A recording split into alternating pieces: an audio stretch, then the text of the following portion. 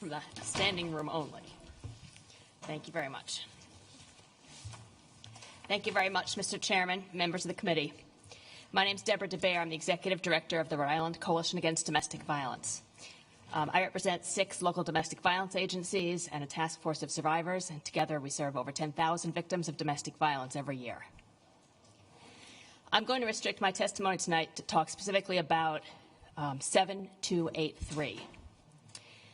I have to say I've been very moved, and I appreciate all the concern that so many of the people who have testified already this evening have spoken about wanting to protect victims of domestic violence. What I want to tell you is it's our mission at the Coalition to protect victims of domestic violence.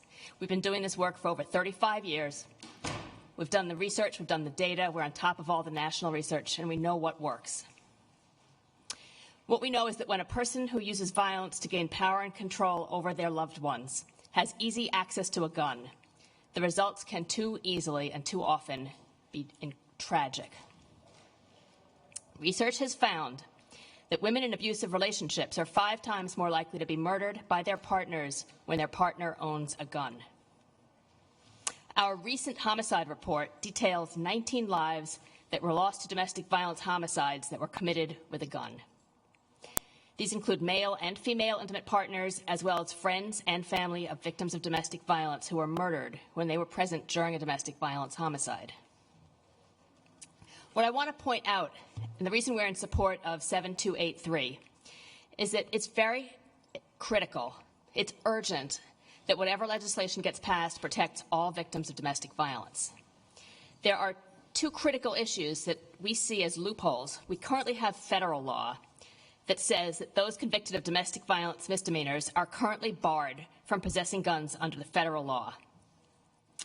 The federal law does not cover dating partners.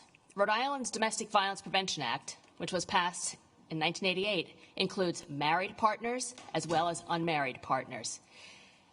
Nearly half of all the victims that we see in our services are not married to their intimate partners when we're talking about intimate partner violence. So whatever laws we're putting in place to protect victims of domestic violence should follow the strong Rhode Island language that already protects unmarried partners as well as married partners. The other thing that I wanted to point out is that the federal law only covers 1 of 5 misdemeanors that are currently recognized by Rhode Island law. Now, the Rhode Island legislature has worked for years to develop strong Rhode Island laws to protect victims of domestic violence, and we don't want to see those rolled back. Just because the federal law doesn't cover them doesn't mean that we should use that as our benchmark. It's absolutely essential, it's imperative that Rhode Island pass a law regarding these issues that will close both of these loopholes and protect all victims of domestic violence. I'm happy to answer any questions. Thank you. Thank you very much, Deb. Any questions for Deb? Yes, Representative O'Grady. You mentioned that the federal statute covers only 1 of 5 misdemeanor violations that are covered under Rhode Island statute. Can you tell us what the 5 are and which 4 are Yes. not covered?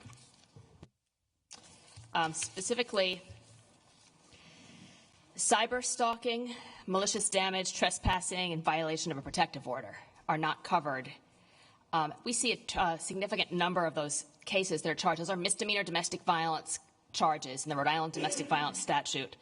For example, there were 765 violations of a protective order, which are serious instances. We hear from victims over and over again when an abuser doesn't have respect for a protective order. That's one of the high-risk factors and significant warning signs that the violence is going to escalate and become much more serious.